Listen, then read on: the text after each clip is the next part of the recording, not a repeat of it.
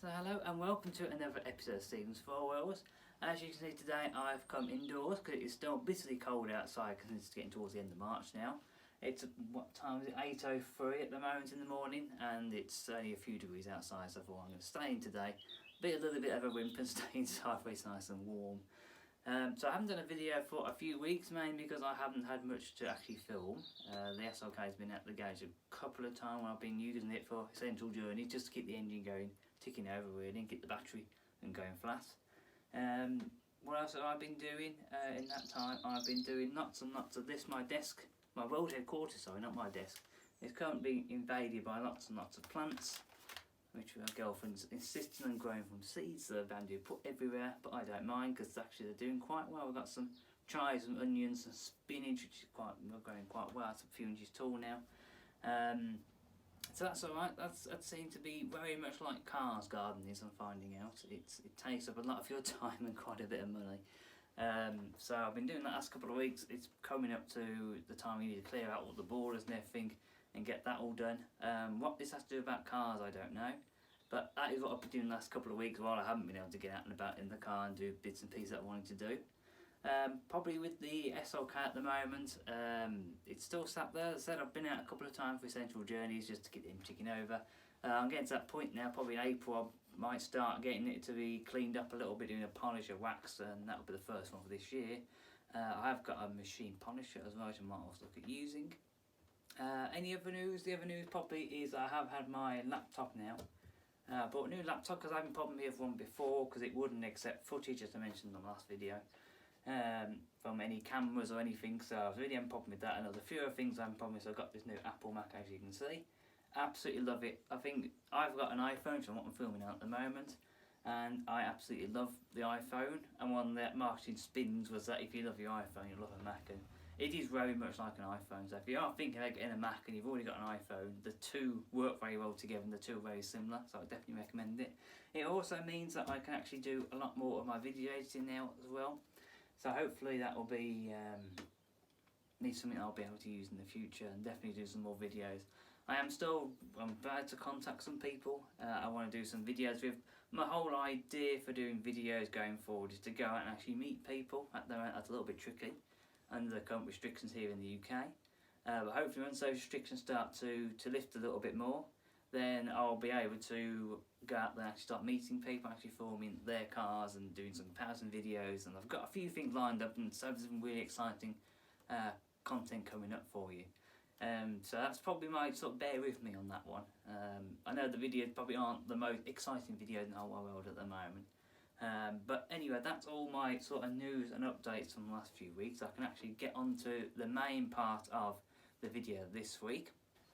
So the main topic I wanted to talk about today, besides all my gardening and computer things that I've got going on at the moment, is that I actually want to talk about when did I become a car enthusiast. And it's quite an interesting thing, because actually I don't know, and I don't really remember when I became a car enthusiast. I remember when I was little I used to have lots of toy cars, and I've still got them at my parents' house in the loft because I can't bear to get rid of them. It's one of the things, I'm not a big sort of let's keep everything and every little memory. I'm not really sentimental about things, but the toy car, I can't bring myself to get rid of them or to donate to charity or anything. There's enough doing nothing, but I can't bring myself to get rid of them. And I think that's because I remember one of my earliest memories is actually playing with the toy cars. I think most kids, certainly of my generation, I don't know if other people have, had those little mats. They probably still sell them today. They have mats with rows and baldings, and you used to drive your cars and unpark up at the balding or whatever else you used to do. And I remember that, and that's one of my earliest memories, playing with that and just driving these cars around the mat. And what's interesting is that I've recently got into gardening because my girlfriend has got this fantastic garden, and we're trying to do bits and pieces, put our own mark on it. And we've got all these lovely plants, which I'm getting into actually now. But my point here is that actually I've only got into it recently because I've actually had a sort of garden to do stuff in. I've never really, my parents have had a garden, but I've never really taken an interest in it that much because they've always gone out and done what they wanted to do. But the thing is with cars, I've never owned a car until sort of 6-7 years ago, my very own car, and actually I was a car enthusiast way before then. So I don't really get how I've got into gardening now because I've experienced it, but I've only had a car for 6-7 years, but I've always been a car enthusiast. So it's one of those things that makes me think, well, actually, are you born with it? And even before I owned my own car, I was always, as a child, I was always fascinated with cars and car news and trying to keep up to date with it.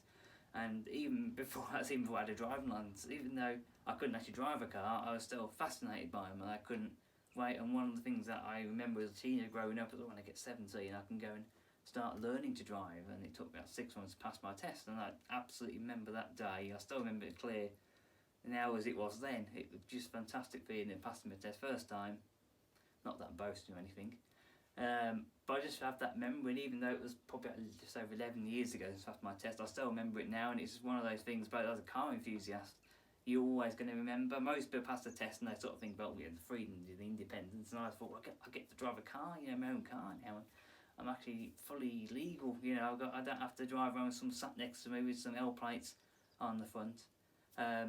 So that's really my main point of today. Is I think you're born a car enthusiast. I don't think you are naturally eased into being a car enthusiast. I think it's something that I remember, and this is something I've spoken to a few other people about. I did a blog previously about this very topic, and again, a lot of people said the same things, that actually I don't feel that, I don't remember that there was a particular moment where I thought, oh yes, I'm going to be a car enthusiast, oh yes, and not in the same way you think, oh, I'm going to go and do some gardening, or I'm going to go and get into computers or photography or whatever.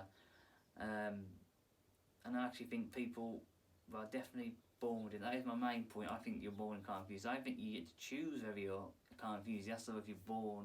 You just seem to have something different about you being a car enthusiast. I can't really explain it. Whether you have oil flowing through your veins instead of blood, I don't know whether that's a different topic for another day. If you have got oil in your veins, I recommend you go and see your doctor. That's definitely not wise. That totally put me off my trail of thought. I'm going to get myself checked out now.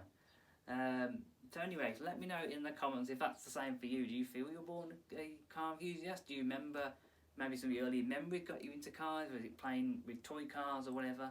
Or was it something that happened maybe later in life? Was it maybe passing your test? Or was that the trigger for you then getting into cars? You sort of had to pass your test to actually get into cars. But let me know in the comments what you think. Hopefully there'll be another video. I'm going to try and do 2 weeks. I'm going to try and stick to that this time. So hopefully another couple of weeks we'll do some videos.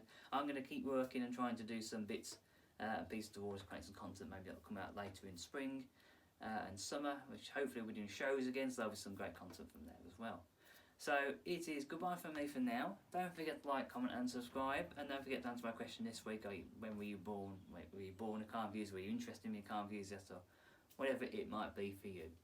So I will see you hopefully in a couple of weeks' time, and it's goodbye from me, and not goodbye from the SLK kids over in the garage. So it will say goodbye from the garage. Right, so goodbye and see you next time.